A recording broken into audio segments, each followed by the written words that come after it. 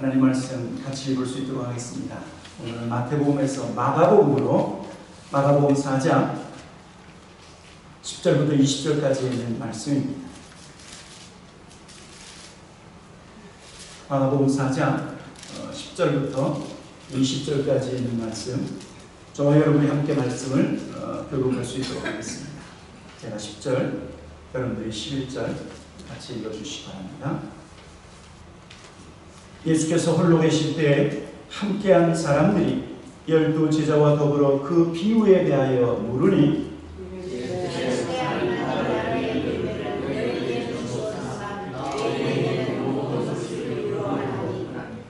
이는 그들로 보기는 보아도 알지 못하며 듣기는 들어도 깨닫지 못하게 하여 돌이켜 죄사함을 얻지 못하게 하려 함이라 하시고, 또 예수께 너희가 이 비유를 알지 못하신데 어떻게 모든 비유를 알겠느냐.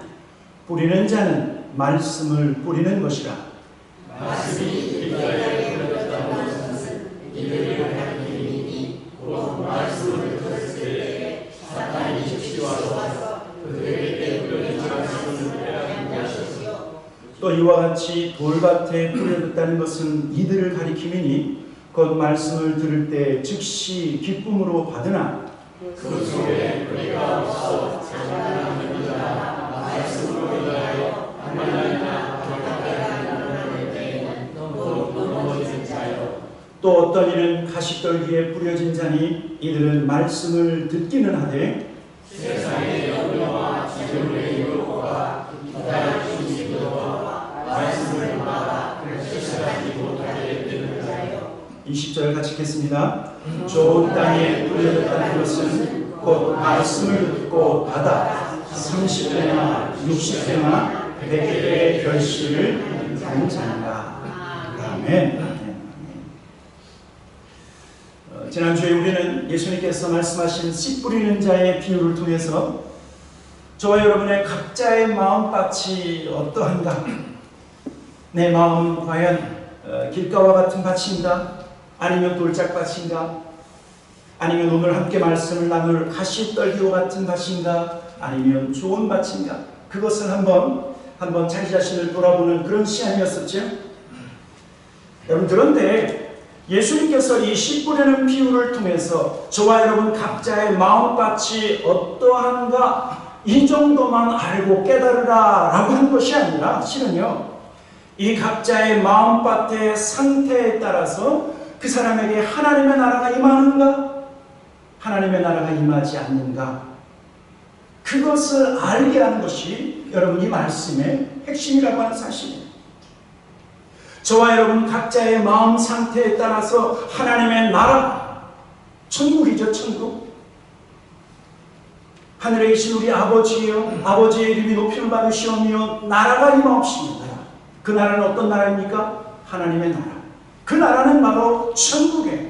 여러분, 그 천국은 영원한 하나님의 나라만 있는 것이 아니라 그 천국은 우리의 마음속에, 그리고 그 천국은 우리의 가정 가운데, 그리고 천국은 우리 교회 공동체 가운데, 그리고 이 하나님의 나라는 우리가 살고 있는 이 땅 가운데 임하는 나라입니다. 그런데 어떤 사람에게는 이 하나님의 나라 천국이 임하기도 하지만 어떤 사람의 마음 상태에 따라서 그 사람에게는 하나님의 나라가 임하지 아니할 수도 있다라고 말씀합니다. 예수님이 오늘 마가복음 4장에 있는 본문 말씀을 통해서 이 씨 뿌리는 자의 비유의 말씀을 해석해주고 있죠. 10절부터 말씀을 보면 예수께서 홀로 계실 때 함께한 사람들이 12 제자와 더불어 그 비유에 대하여 물으니 이르시되 하나님 나라의 비밀을 너희에게는 주었으나 외인에게는 모든 것을 비유로 하나니 이는 그들로 보기는 보아도 알지 못하며 듣기는 들어도 깨닫지 못하게 하여 돌이켜 죄사함을 얻지 못하게 하려 함이라 하시고. 자, 예수님께서 지금 씨 뿌리는 자의 비유를 통해서 하나님 나라의 비밀을 말씀하고 있는 거예요. 하나님 나라의 비밀. 하나님 나라의 비밀은 무엇이면 하나님의 말씀이 각자의 마음밭에 떨어져서 그 마음밭과 연결되어 있는 것이 하나님 나라의 비밀이다. 여러분 아십니까? 하나님 나라는 무엇으로 시작하냐면 하나님의 말씀으로 시작합니다. 우리가 창세기 1장 1절 보면 어떻게 시작합니까? 태초에 하나님이 천지를 창조하십니다. 그 다음에 무슨 말씀이에요? 빛이 있으라 하십니다. 말씀으로 온 우주 만물을 창조하신 것처럼 여러분 하나님의 나라의 시작도 바로 하나님의 말씀이라고 하는 사실. 여러분 저와 여러분이 예수 그리스도를 믿을 때 우리의 믿음은 어떻게 생겼습니까? 어떻게 생겨난 믿음입니까? 하나님의 말씀을 들었기 때문입니다. 로마서 10장 17절에 이렇게 말씀하고 있죠. 그러므로 믿음은 들음에서 나며 들음은 무엇이라고요? 그리스도의 말씀으로 말미암아. 저와 여러분이 가지고 있는 이 믿음은 내가 믿음이 저절로 생겨난 것이 아니라 하나님의 말씀을 들으니까 우리의 마음속에 믿음이 생겨났다는. 여러분 그래서 하나님 나라의 시작은 말씀으로 시작합니다. 또 말씀으로 말미암아 저와 여러분의 마음속에 믿음이 생겨났을 뿐만 아니라 이 말씀으로 말미암아 우리의 믿음이 성장하고 우리의 신앙생활이 자라난다라고 하는 사실입니다. 예수님께서 광야에서 40일 동안 금식하셨을 때 사탄이 찾아와서 예수님을 유혹하죠. 예수님을 시험하죠. 뭐라고 시험합니까? 첫 번째 시험이 광야에 있는 그 돌들로 뭘 만들라고요? 떡덩이가 되어서 너 굶주렸으니까 먹어라. 그랬을 때 주님 뭐라고 말씀하십니까? 마태복음 4장 4절에 이렇게 말씀하고 있습니다. 다 같이 한번 같이 읽도록 하겠습니다. 시작. 예수께서 대답하여 이르시되 기록되었으되 사람이 떡으로만 살 것이 아니요 하나님의 입으로부터 나오는 모든 말씀으로 살 것이라 하였느니라. 여러분 하나님의 백성, 천국 백성은 세상에 먹는 것으로만 우리가 사는 것이 아니라 하나님의 말씀으로 삽니다. 여러분 그러니까 하나님의 말씀으로 우리의 믿음이 시작되었죠. 그리고 저와 여러분의 믿음 성장과 우리의 믿음 생활은 하나님의 말씀을 날마다 먹음으로 말씀으로 사는 것이다. 말씀으로 사는 것이다. 더 나아가서는요, 하나님의 말씀은 우리를 변화시킨다는 사실입니다. 여러분 그래서 로마서 14장 17절에 하나님 나라가 임한 사람들의 특징에 대해서 이렇게 말하고 있어요. 하나님의 나라는 먹는 것과 마시는 것이 아니라 오직 성령 안에 있는 의와 평강과 희락입니다. 하나님의 나라가 임한 사람에게는 의로운 삶이 이루어진다는 하는 사실입니다. 옛 모습은 벗어버리고 옛날의 습관들은 벗어버리고 의로운 삶을 살고 하나님을 쫓아 거룩한 삶을 산다. 또한 하나님의 나라가 임한 사람 마음속에는 평강의 마음이 주어질 뿐만 아니라 하나님의 나라가 임한 사람에게는 세상이 할 수 없는 기쁨이 자리 잡고 있다고 하는 사실. 여러분 그러니까 저와 여러분의 믿음의 시작도 뭐지요? 하나님 말씀. 우리의 믿음의 성장과 과정에도 무엇입니까? 하나님의 말씀. 그리고 저와 여러분의 인격이 변화되어지고 예수님을 닮아가는 변화와 열매를 맺는 삶에도 여러분 하나님의 말씀이 역사해서 우리를 변화시킨다는 하는 사실. 그런데 우리에게 이렇게 믿음을 주고 믿음 성장과 그리고 예수님을 닮아가는 거룩한 삶을 살게 하는 이 하나님의 말씀. 그런데 이 하나님의 말씀을 받는 저와 여러분의 마음밭이 어떻게 됩니까?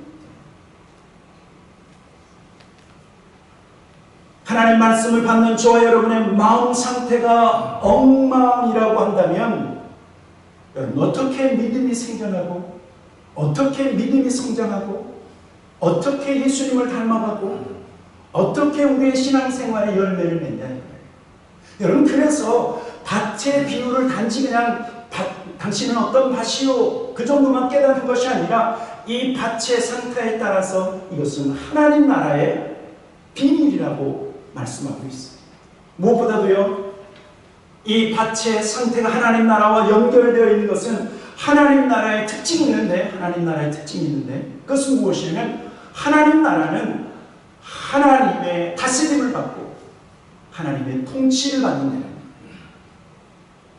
무엇으로 통치하십니까? 하나님은 말씀. 여러분, 우리가 살고 있는 이 미국은요, 이 미국을 다스리는 것이 무엇일까요? 모든 민주주의 독립국가는요, 그 나라의 헌법, 그렇죠? 그 나라의 법이 그 사람들을 다스립니다. 그래서 우리가 흔히 뭐라고 얘기했냐면 민주주의 국가를 법치주의 국가라고 얘기해요. 법치주의 국가.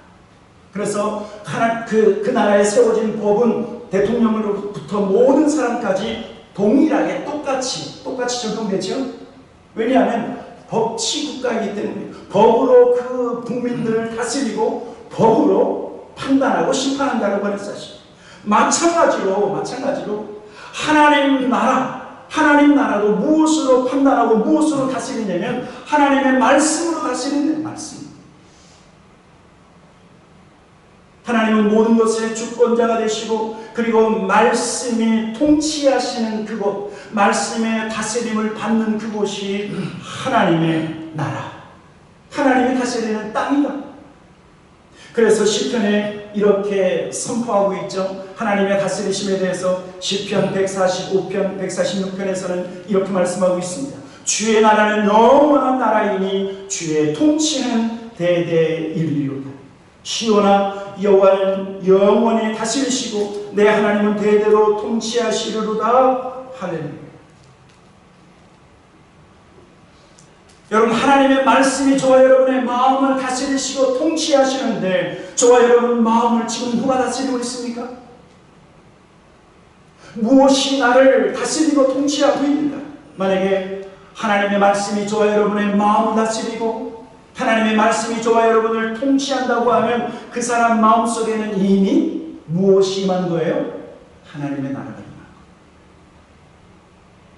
하나님의 나라가 임한 사람은 하나님의 말씀에 순종하고 하나님의 말씀에 통치를 받는다라고 하는 사실. 그러나 만약 어떤 사람이 하나님의 말씀은 듣기는 들어도 순종하지 않는다고 하면 그 사람 마음속에 어떻게 하나님의 나라가 임했다고 할 수 있겠어요? 하나님의 말씀을 알기는 알아도 말씀대로 살지 아니하면서 어떻게 하나님 나라 백성이라고 말할 수 있는가? 아니라는 거죠. 여러분, 그래서 성경은요, 하나님의 말씀은 알되 순종하지 않고 말씀대로 살지 아니하면 그것은 하나님의 통치를 거부하는 것이라고 말하고 있어요. 요한일서 2장 3절, 4절, 5절에 이렇게 말씀하고 있죠. 자, 요한일서 2장 3절, 4절, 5절 아주 중요한 말씀입니다. 같이 한번 이 말씀을 큰 목소리로 같이 한번 읽어보도록 하겠습니다. 같이 읽겠습니다. 시작. 우리가 그의 계명을 지키면 이로써 우리가 그를 아는 줄로 알 것이요, 그를 아노라 하고 그의 계명을 지키지 아니하는 자는 거짓말하는 자요, 진리가 그 속에 있지 아니하되. 5절. 누구든지 그의 말씀을 지키는 자는 하나님의 사랑이 참으로 그 속에 온전하게 되었으니 이로써 우리가 그 안에 있는 줄을 아노라. 하나님의 말씀을 지키는 자는 하나님의 통치를 받는 것이요, 계명을 지키는 자라야 하나님이 그 속에 있다. 그 속에.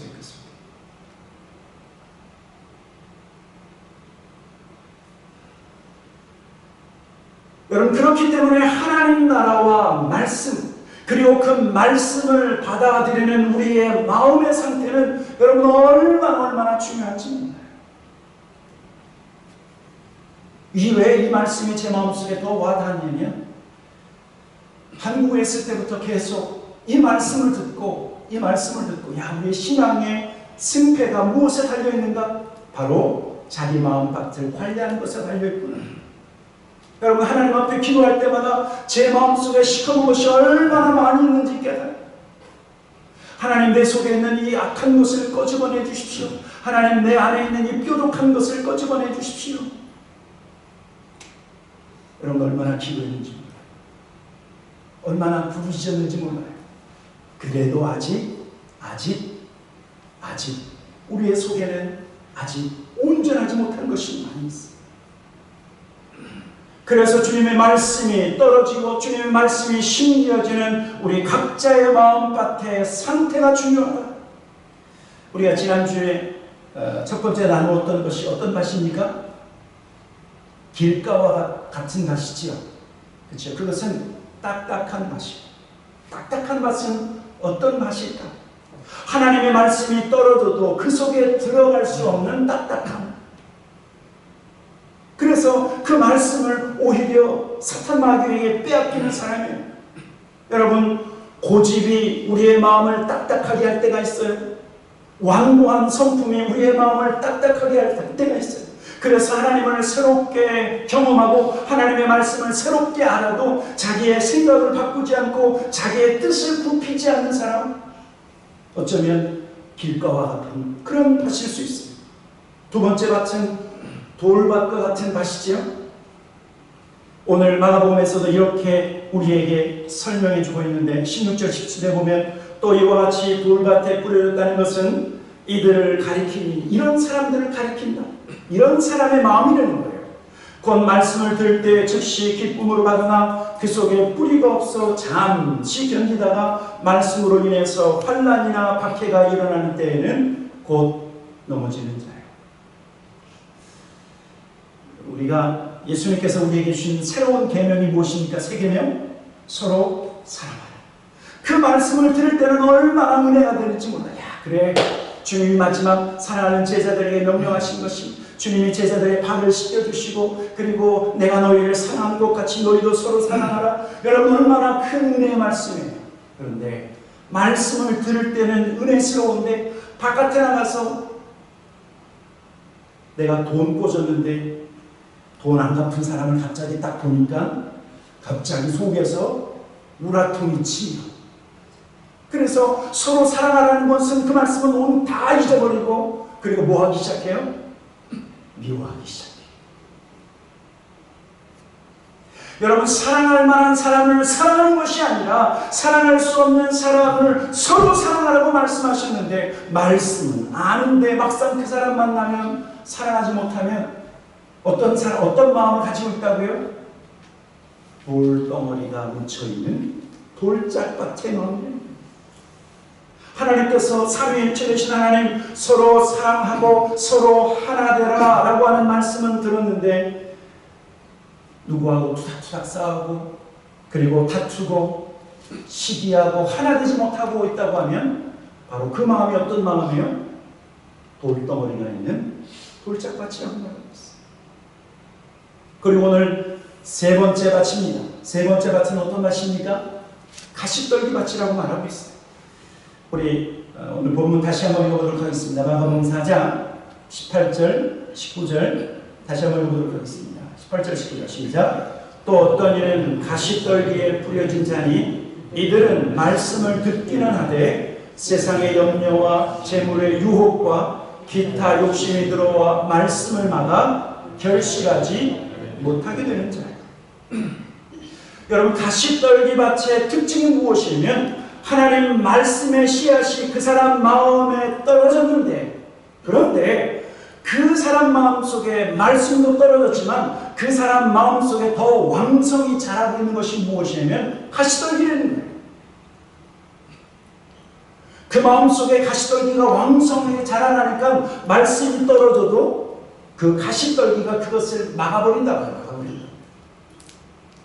근데 오늘 여기 보니까 하나님의 말씀을 막아버리고 그리고 말씀의 열매를 맺지 못하게 하는 강하게 저지하는 것들이 있는데, 여기 보니까 세상 염려와 재물의 유혹이라고 말하고 있어요. 여러분, 어떤 사람의 마음속에는 세상의 온갖 염려와 근심과 걱정으로 가득 차 있을 뿐만 아니라 재물의 유혹으로 가득 차서 하나님의 말씀을 온전히 순종하지 못한다는, 아무것도 염려하지 말고 오직 기도와 간구로 너희 아뢰을 것을 하나님 앞에 아뢰라 말씀하고 있지만 여전히 염려를 가지고 살고 있고 염려를 근심과 걱정으로 늘 걱정 안 하면 걱정이 없어서 또 걱정하고, 그래서 걱정을 늘 머리에다가 이고 사는 그런 연약한 모습. 주님은요, 저와 여러분에게 공중나는 새를 구하라, 들에 핀 백합화를 구하라, 하나님이 먹이시고 다 입히신다 그러면서 너희는 먼저 그 나라와 그 의를 구하라, 그리하면 이 모든 것을 더해 주시겠다고 약속해 주셨는데, 그런데 먹을 것과 입을 것과 우리의 필요한 모든 것에 대한 걱정으로 인해서 하나님의 나라를 먼저 구하지 않는다. 여러분, 저와 여러분의 삶에 만약에 하나님의 나라를 먼저 구한다고 하면, 그러면 우리의 마음은 좋은 밭일지 몰라. 그러나 우리가 알고 있는 마태복음 6장 6절에 있는 이 말씀, 먼저 그 나라와 그 의를 구하라, 그리하면 이 모든 것을 너에게 더하시리라고 하신 말씀을 우리가 알면도 실천하지 못하고 있다고 하면, 우리의 마음속에 염려의 독초가 자라고 있기 때문에, 재물의 유혹이 우리의 마음을 붙잡고 있기 때문에, 마태복음 6장 31절 그러므로 염려하여 이르기를 무엇을 먹을까 무엇을 마실까 무엇을 입을까 하지 말라. 이는 다 이방인들이 구하는 것이라. 너희 하늘 아버지께서는 이 모든 것이 너희에게 있어야 할 줄 아시느니라. 그런즉 너희는 먼저 그의 나라와 그의 의를 구하라. 그리하면 이 모든 것을 너희에게 더하시리라. 사랑하는 성도 여러분, 먼저 하나님 나라를 위하여 수고하고 계십니까? 먼저 하나님 나라 확장을 위해서 내가 열심히 일하고 계십니까? 그러면 주님은 이 모든 것을 우리에게 더해 주시겠다 약속하셨습니다. 우리의 마음밭에 세상 염려가, 그리고 우리의 마음밭에 재물의 욕심이 있다고 하면 우리는 온전히 주께서 말씀하신 그 말씀을 순종하지 못할 수도 있고, 또 저와 여러분의 마음밭에 뿌려진 가시떨기 독초가 있는데, 오늘 여기 보니까 마태복음 4장 19절에 뭐라고 얘기했냐면, 세상 염려와 재물의 유혹과 기타 욕심, 여러 가지 욕심이 우리의 마음밭에 여전히 독초처럼 자라고 있기 때문에 하나님의 말씀이 온전히 자라나지 못한다라고 말하고 있어요. 여러분, 그렇다고 하면 저와 여러분의 마음속에 자리 잡고 있는 독초는 어떤 것이 있을까요? 예수님께서요, 마가복음 7장에서 뭐라고 말씀하셨냐면, 우리 사람들 마음속에 자라나고 있는 악한 것에 대해서 말씀하셨어요. 마가복음 7장 21절에 보니까 우리가 같이 한번 읽어보도록 하겠습니다. 21절부터 23절까지 말씀 같이 한번 읽어보도록 하겠습니다. 시작. 속에서 곧 사람의 마음에서 나오는 것은 악한 생각 곧 음란과 도둑질과 살인과 간음과 탐욕과 악독과 속임과 음탕과 질투와 비방과 교만과 우매함이니, 이 모든 악한 것이 다 사람 마음속에서 나와서 사람을 더럽게 하느니라. 여러분, 예수님께서 말씀하신 마가복음 7장에 있는 이 사람 속에 있는 이 악한 것들, 가시떨기라고 할 수 있겠죠. 악한 독초를요, 이 말씀을 그대로 옮기면 우리의 마음속에 있는 악한 독초는 대략 세 종류예요. 세 종류. 어떤 것이 있냐면, 음란과 간음과 음탕함의 독초가 우리의 마음속에 만약에 자라고 있다고 하면 우리는 이 말씀을 순종할 수 없어요. 어떤 말씀이요? 내가 거룩하니 너희도 거룩하라.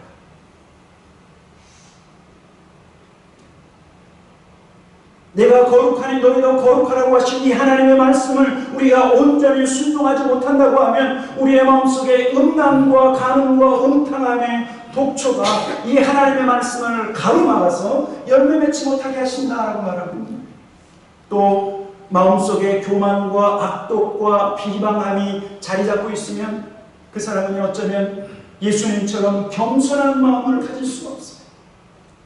사도 바울이 저와 여러분에게 이렇게 권면하죠. 너희 안에 이 마음을 품으라. 곧 그리스도 예수의 마음이니 그는 근본 하나님의 본체시나 하나님과 동등됨을 취할 것으로 여기지 아니하시고 자기를 비워 우리 사람들과 같이 되셨고, 그리고 우리의 모든 죄를 대신 지시고 십자가에서 고난받으시고 죽기까지 복종하셨으니 곧 십자가에서 죽으시니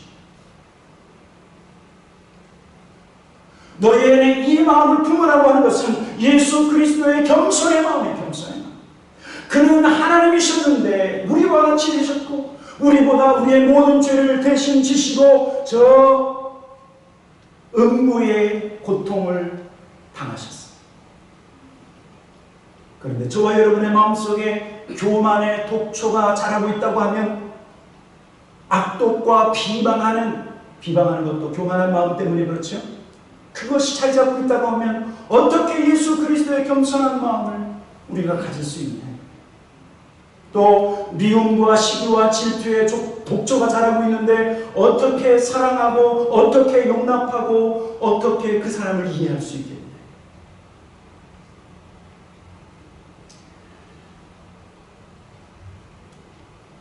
저와 여러분의 마음속에 이 독초처럼 자라고 있는 이 욕심을 죽일 수 있는 한 가지 방법이 있어요. 정확하게는 두 가지 방법이에요. 한 가지는 뭐냐면 여러분 우리가 마당에 꽃이 피었을 때 백야대에 꽃이 피었을 때 아침마다 물을 주시죠. 상추를 심고 물을 주시죠. 그런데 어떤 사람은 독초가 자라고 있는데 거기다가 열심히 물을 주는 사람이 있어요. 이게 뭐냐면 누군가를 미워하고 누군가를 비방하려고 하는 마음이 있을 때 계속 입으로 비방하고 입으로 자꾸 미워해. 그 미워하고 비방하는 것이 죄라고 하는 사실을 알면서도 미워지면 또 그냥 미워. 비방하면 또 비방해. 여러분 그게 뭐냐면 비방과 미움의 독초에 내가 물을 주는 거예요. 물을 주는 거예요. 여러분 가론유다가 돈을 사랑하는 마음이 있었죠. 돈을 사랑하는 독초가 그 마음속에 있었을 때 그 마음을 거절한 것이 아니라 돈을 사랑하는 마음에다가 계속 물을 줬어요. 그래서 어떻게 했습니까? 예수님을 은 30냥에 팔아버렸어요. 저와 여러분의 마음을 우리의 마음을 설치하셔서 이것이 내 마음속에 자라고 있는 독초구나. 그러면 거기에다가 물을 줘서는 안 돼. 교만한 마음이 있으면 내가 왜 이렇게 교만한 마음이 생기지? 더 낮아지려고 하고 더 겸손하게 하려고 하고 나 자신을 쳐서 복종하려고 하는 더 낮아지는 자세를 가지면 언젠가 하나님이 그 내 마음속에 자리 잡고 있는 작은 그 독초의 씨앗을 그 뿌리들을 하나님이 뽑아버리실 거예요. 제가 경험한 것 중에 하나가 바로 이거예요. 저와 여러분 마음속에 있는 것을 내가 나의 그 가시떨기, 그 가시 독초에 내가 순종하지 않고 말씀에 계속 순종하면 어느 날 하나님이 이것은 뽑아가십니다. 그리고 두 번째는 우리의 마음을 우리의 농부 되시는 주님께 맡겨드립니다.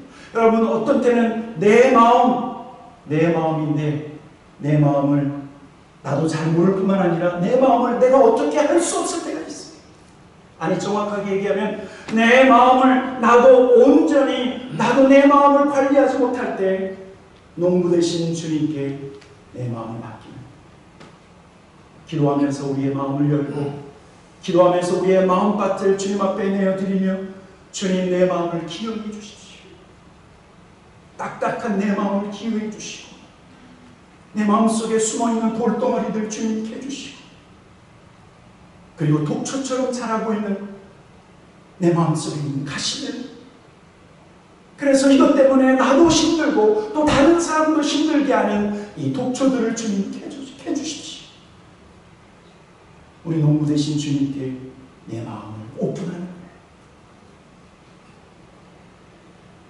사랑하는 성도 여러분, 저는 저와 여러분이 우리의 마음밭이 좋은 밭이 되어서 100배, 60배, 30배의 열매를 맺기 원해요. 좋은 밭은 길가와 같이 딱딱한 마음이 없고 그리고 돌덩어리가 없는 밭 그리고 마음속에 독초가 자리 잡는 그런 가시떨기가 다 뽑아져서 깨끗한 클린한 그런 마음밭이 좋은 밭이라고 하는 사실. 여러분 좋은 밭은 어떤 밭인 줄 아십니까? 오늘 성경이 아주 클리어하게 우리에게 말씀하죠. 열매 맺는 밭이 좋은 밭이라고 말합니다.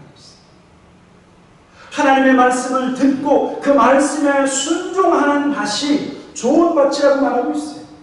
서로 사랑하는 말씀을 듣고 우리가 서로 사랑하면 여러분 그 사람은 좋은 밭을 소유하고 있는 거예요. 용서하고 용납하라고 하는 하나님의 말씀을 듣고 이해는 되지 않지만 그러나 용납하겠습니다. 용서하겠습니다.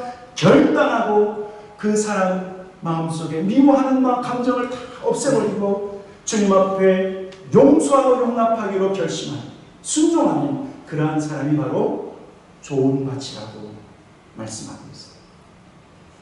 저와 여러분이 듣고 내가 알고 있는 그 말씀을 내가 순종하고 있다고 하면 그것은 바로 좋은 밭을 가졌기 때문에 성경은요 저와 여러분에게 뭐라고 얘기하냐면 우리는 저와 여러분은 하나님의 밭이다 라고 말하고 있어요. 고린도전서 3장 9절에 이렇게 말씀하고 있죠. 같이 한번 읽어보도록 하겠습니다. 시작. 우리는 하나님의 공육자들이요 너희는 하나님의 밭이요 하나님의 집입니다. 저와 여러분은 하나님의 거룩한 성전일 뿐만 아니라 하나님의 밭이다. 여러분 밭이라고 하면 무엇을 맺어야 됩니까? 열매를 맺어야 돼요. 성품의 열매를 맺어야 돼요. 크리스찬의 인격의 열매를 맺어야 돼요. 여러분 대학교 가고 박사가 되고 박사 할아버지가 돼도 여러분 인격의 열매를 맺지 못하는 사람들이 얼마나 있는지. 인격의 열매는 하나님의 말씀으로 이루어지는 거예요. 크리스찬의 거룩한 성품은 말씀에 순종할 때 이루어지는 거예요. 그리고 복음의 열매를 맺고 성령의 열매, 사랑과 희락과 화평과 오래 참음과 자비와 양성과 충성과 온유와 절제의 열매를 맺어야 돼요. 여러분 이것이 실은 우리 크리스천 라이프의 목표예요. 우리의 성도의 삶의 목표가 열매입니다. 성품의 열매, 인격의 열매, 복음의 열매, 성령의 열매. 가을이 되고 그리고 추수때가 되면 추수하는 자가 열매를 거둡니다. 그때 주님은 저와 여러분에게 찾아오셔서 우리의 삶에 맺혀진 열매를 구하실 거예요. 네가 맺은 열매를 내게 다오. 그렇게 말씀하실지도 모릅니다. 주님은 이 열매를 기대하시기 때문에 저와 여러분이 하나님의 밭이기 때문에 열매를 기대하셔서 우리를 향해서 오래 참고 계시는 거예요. 주님은 오래 참으실 뿐만 아니라 우리에게 때를 쫓아서 은혜를 베푸시고 이렇게 저렇게 우리를 하나님의 긍휼과 자비로 붙잡아 주시는 이유가 무엇이면 우리의 삶에 열매가 맺히도록 그렇게 기다려 주시고 많은 은혜를 지금까지 부어주셨어요. 그렇다면 이제 저와 여러분은 우리의 농부 되신 하나님 앞에 무엇으로 보답해야 되는가? 열매로 보답해야 된다. 포도나무 가지에서 뭐가 열매를 맺죠? 포도 열매가 맺히는 것처럼 주님이 기대하시는 그 열매를 우리가 맺어야 한다라고 하는 사실입니다. 주님 앞에서 나아갈 때 주님이 이 땅에 다시 오실 때뿐만 아니라 우리가 주님 앞에 설 때 저와 여러분의 삶의 풍성한 열매를 주님 앞에 드리심으로 하나님 앞에 영광을 돌리시는 저와 여러분 되시기 주님 이름으로 간절히 축원합니다. 아멘. 같이 기도하도록 하겠습니다.